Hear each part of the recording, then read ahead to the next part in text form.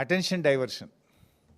ముఖ్యంగా నిన్న మేము ఈ సైట్ విజిట్ సర్టిఫికెట్ పేరిట జరిగిన కుంభకోణాన్ని బట్టబయలు చేశాం. సైట్ విజిట్ సర్టిఫికెట్లో మొదటి లబ్ధిదారుడు ముఖ్యమంత్రి బావమరిది. రేవంత్ రెడ్డి బావమరిది భాగోతాన్ని పొద్దుగాల బయట పెడితే సాయంత్రానికి నోటీసు పంపిండు నాకు. అంటే ఇదంతా డైవర్షన్ పాలిటిక్స్. మేమేమడిగినాము? సిట్టింగ్ జడ్జితో విచారణ జరపండి అన్నాం.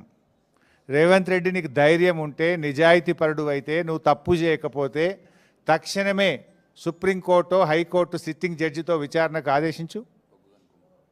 ఈ బొగ్గు కుంభకోణాల్లో జరిగిన అవినీతిని మొత్తం బట్టబయలు చేద్దాం. నువ్వు తప్పు చేయకపోతే, నువ్వు నిజాయితీపరుడు అయితే మేము అన్ని ఆధారాలు కూడా మీరు వేసిన సిట్టింగ్ జడ్జి గారికి అందించడానికి సిద్ధంగా ఉన్నాం. నువ్వు చీటికి మాటికి సిట్లు వేస్తున్నావు కదా, కమిషన్లు వేస్తున్నావు కదా.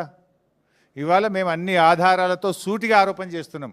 నీ బావమరిదే మొదటి లబ్ధిదారుడు, నీ బావమరిదే ఈ రింగుకు మొత్తం కింగ్ పిన్ను, నీ బావమరిదే ఈ సింగరేణిలో 1000 కోట్ల కుంభకోణానికి తెరలేపిండు.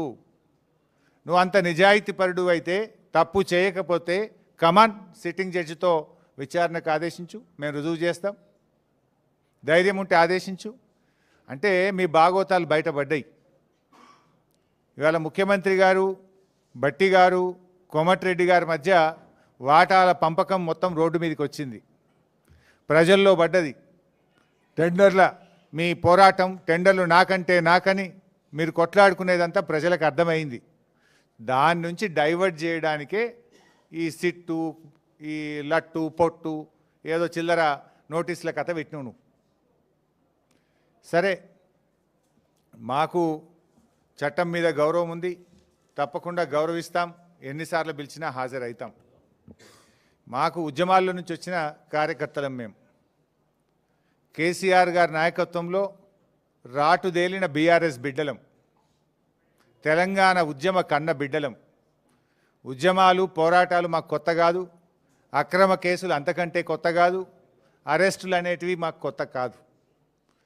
ఆనాడైనా కేసీఆర్ గారి నాయకత్వంలో వందలాది కేసులు పెట్టిన నిజాయితీగా తెలంగాణ ప్రజల పక్షాన కేసీఆర్ గారి నాయకత్వంలో పోరాడినాం. జైళ్ళల్లో పెట్టిన రెట్టించిన ఉత్సాహంతో తెలంగాణ కోసం పోరాడినాం. ఇలా మేము మీ కాంగ్రెస్ నాయకుల లెక్క సిట్ నోటీసులు రాగానే పారిపోయేటోళ్ళం కాదు. మీరు పిలిస్తే వచ్చినాం, బాజాప్తా వస్తాం. మీరు ఎన్ని ప్రశ్నలు అడిగినా సమాధానాలు చెప్తాం.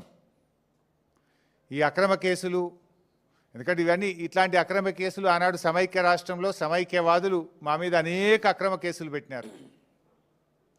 ఇన్ఫ్యాక్ట్ మీరు ఇచ్చిన నోటీసులు మాకు దక్కిన గౌరవంగా భావిస్తాం.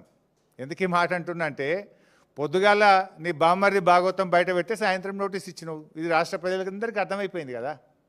అంటే నువ్వు నీ భాగవతాన్ని బయటపడకుండా, ప్రజల్లో పడకుండా అటెన్షన్ డైవర్షన్ కోసం నువ్వు నోటీస్ ఇచ్చినావు.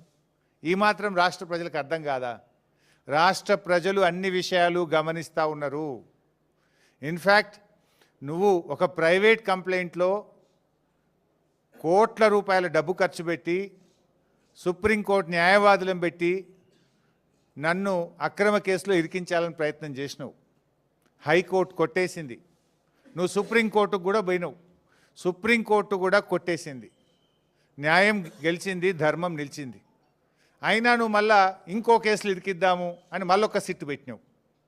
ఇప్పటికీ నువ్వు 6 గ్యారంటీలు ఎగబెట్టినావు. నువ్వు యనుమల రేవంత్ రెడ్డి కాదు, ఎగవేతల రేవంత్ రెడ్డి అంటే మానకొండూరు పోలీస్ స్టేషన్లో కేసు పెట్టినావు.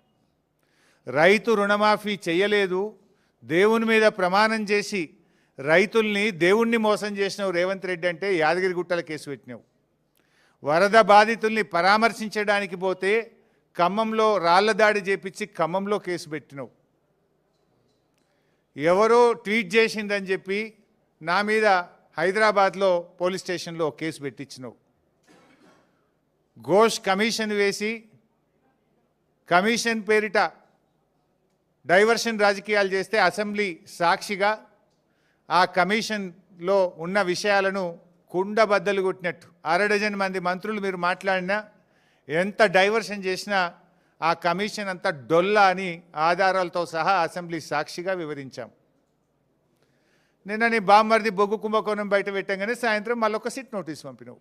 ఇది రాష్ట్ర ప్రజలు గమనిస్తున్నారు. రేవంత్ రెడ్డి పోలీసులను వెనక పెట్టుకొని పిరికి పందలాగా నాకు సిట్ నోటీసులు ఇచ్చుడు కాదు. ధైర్యం ఉంటే రాజకీయంగా ఎదుర్కో. కమాన్ మాట్లాడదాం, ఏడ కొట్లాడదామో కొట్లాడదాం. నీకు ధైర్యం ఉంటే 6 గ్యారెంటీల మీద మాట్లాడదాం, రైతు రుణమాఫీ మీద మాట్లాడదాం, బొగ్గు కుంభకోణం మీద మాట్లాడదాం, ఇండస్ట్రీస్ కుంభకోణం మీద మాట్లాడదాం, భూముల కుంభకోణం మీద మాట్లాడదాం, పవర్ కుంభకోణం మీద మాట్లాడదాం, ఏ కుంభకోణం మీద మాట్లాడదాం. నీ ప్రభుత్వం కుంభకోణాలకు నిలయంగా మారింది. నీ ప్రభుత్వం ఇవాళ మొత్తం ఎక్కడికక్కడ దోచుకొని తింటా ఉన్నారు. ప్రజలకు ఇచ్చిన గ్యారంటీలు గాలికి వదిలేసిండ్రు. అందిన కాడికి దండుపాలెం ముఠాలాగా దోచుకుంటా ఉన్నారు మీరు. మీ దోపిడికి మేము అడ్డు వస్తున్నామని, నీ దోపిడిని కేటీఆర్ గారు, మా బీఆర్ఎస్ నాయకులు ఎక్కడికక్కడ ప్రశ్నిస్తున్నారని నువ్వు చిల్లర రాజకీయాలకు పాల్పడతా ఉన్నావు. నువ్వు ఎన్ని కుట్రలు పన్నినా, నువ్వు ఎన్ని కేసులు పెట్టినా, నువ్వు ఎన్ని నోటీసులు ఇచ్చినా బీఆర్ఎస్ గొంతులు సింహంలాగా గర్జిస్తూనే ఉంటాయి. నిన్ను అడుగడుగునా తెలంగాణ ప్రజల పక్షాన ప్రశ్నిస్తూనే ఉంటాయి. ఎక్కడ కూడా వెనకడుగు వేసే ప్రశ్నే లేదు. నువ్వు రేపు ప్రజాకోర్టులో సమాధానాలు చెప్పాలి. రేపు ప్రజలు నిన్ను తప్పకుండా, ఇప్పటికే నీ మంత్రులను, నీ ఎమ్మెల్యేలను ఎక్కడ పోతే అక్కడ నిలదీస్తున్నారు ప్రజలు. పోలీసులను అడ్డం పెట్టుకొని పారిపోతున్నారు నీ మంత్రులు, నీ ఎమ్మెల్యేలను ప్రజలు నిలదీస్తూ ఉన్నారు. రోడ్డుకు అడ్డం, కారుకు అడ్డం నిలబడి పట్టుకొని అడుగుతూ ఉంటే పోలీసులను పెట్టుకొని పారిపోతూ ఉన్నారు. రేపు ప్రజలు తిరగబడే రోజులు కూడా దగ్గరలో ఉన్నాయి. నువ్వు సిట్టు, లట్టు, పొట్టు ఎన్నన్నా వేసుకో, ఏమన్నా చేసుకో. మాకు న్యాయస్థానాల మీద గౌరవం ఉంది. నువ్వు ఎక్కడికి పిలిచినా వస్తా, ఎన్నిసార్లు పిలిచినా వస్తా. నిజాయితీగా సమాధానాలు చెప్తాం.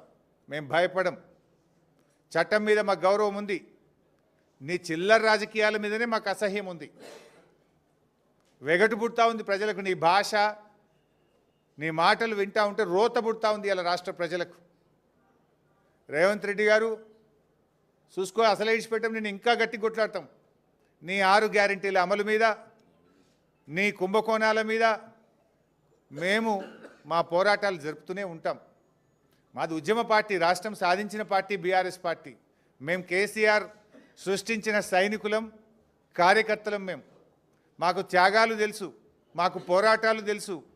నీలాగా వెన్నుపోట్లు, కుట్రలు, కుతంత్రాలు, చీకటి రాజకీయాలు మాకు తెలియవు. మా కేసీఆర్ నేర్పింది పోరాటం, త్యాగం, ప్రజల పక్షాన నిలబడడం మా కేసీఆర్ గారు నేర్పినారు. నువ్వు ఎన్ని సిట్ నోటీసులు పంపుతో పంపు, మేము భయపడేది లేదు. కానీ నువ్వు దర్యాప్తు పేరు మీద ఆడుతున్న